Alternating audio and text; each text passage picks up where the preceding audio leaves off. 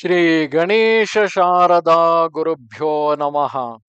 Sindhuraruna Vigraham Trinayanam Manikyamolispurattaranayaka Shekharam Smitamukhim Apinamakshoruham Panibhyam Alipurna Ratna Chashakam Raktotpalam Bibhratim Saumyam Ratna Ghadastha Rakta Charanam Dhyayet Param Ambikam. Welcome to all for this session on Lalitopakhyanam. In the previous chapter, we have seen all the devatas led by Brahma.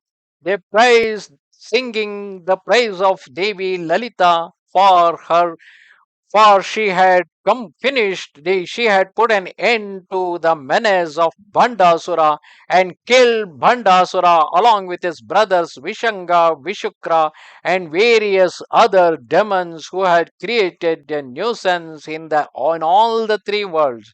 And at the end of their praising, all the devatas requested Devi Lalita to reborn Kandarpa or Manmatha, who was killed by who was burned down to ashes by Shiva, and then make Manmatha to be victorious again in uniting Shiva and Parvati, which will finally lead to the birth of Kumara Skanda, who will going to slay the Parakaskura, who is also a relative of Bhandasura.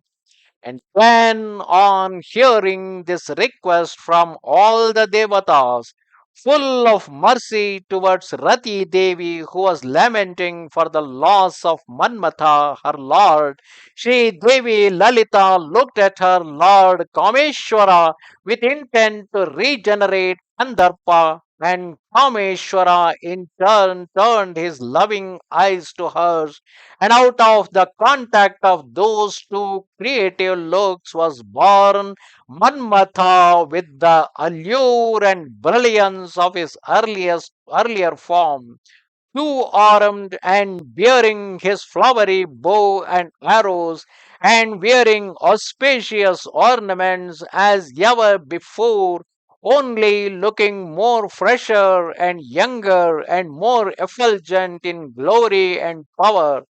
In front of his eyes, he beheld the wife of his previous life awaiting his return, and he was transported with joy, gratitude, and contentment.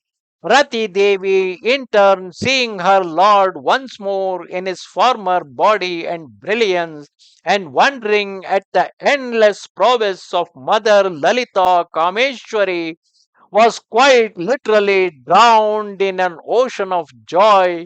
Filled with reverence, she bowed low down in great thankfulness.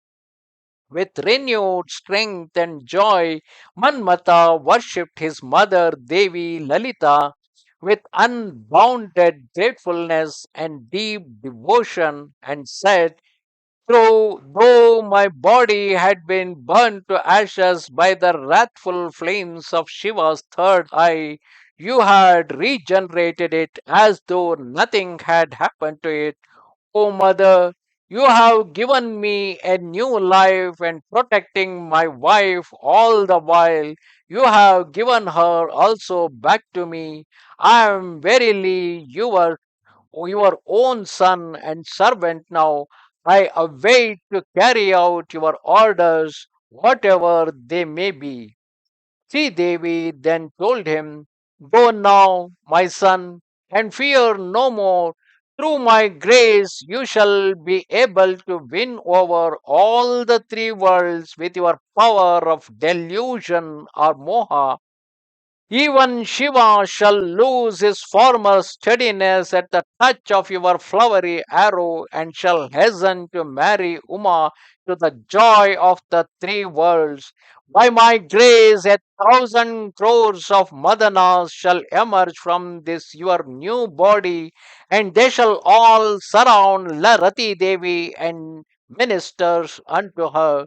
By my grace again, Shiva's anger shall no more scorch you, but he will burn instead the pine with love for Gauri as soon as your arrow shall touch him. He shall become so enamored by of Parvati and so dead separation from her that he will give her half his body and became known as Ardhanarishwara. So great shall be your might and prowess. Through my grace you shall remain invisible to all except Rati. You shall move about the three worlds unseen, and no one, however bold and powerful, shall be able to withstand the delusive power of your invincible arrows. Should anyone skylark with woman without your aid or speak ill of you, you may make him impotent if you will. The evil minded and sinful folk who abuse, deceive, or ill treat my devotees shall be lured by you to such women as should not be approached, and shall thus be punished till their reform. Whereas to my devotees, ever intent on my worship, you shall grant them their heart's desire and bless their love life with joy and contentment. Overwhelmed with joy and thankfulness, Manobhava prostrated before his mother and taking leave of her, prepared to leave for Swanmashrama. In that moment, there emanated from the many pores of his body millions of handsome youths, equal unto him in splendor, and proceeded in all directions to cause delusion or moha in the three worlds, to bring about the propagation of species for the welfare and advancement of all the worlds. With joy welling up in his heart, Kandarpa started on his mission to Stanmashrama, flanked by his friends Vasanta, the lord of the spring season, Petamardha, his lieutenant, the cool full moon, and the Malaya Maruta, the sweet scented breezes. The male kokila birds preceded him, singing enchantingly. Rati Devi clasped him tight in her embrace and caressed him with love and happiness immeasurable all the way, for Ananga was invisible to all except herself. Thus, in this part of the chapter, we have seen out of full compassion, Devi Lalita looked into the eyes of Kameshwara, and even Kameshwara had a loving gaze towards her.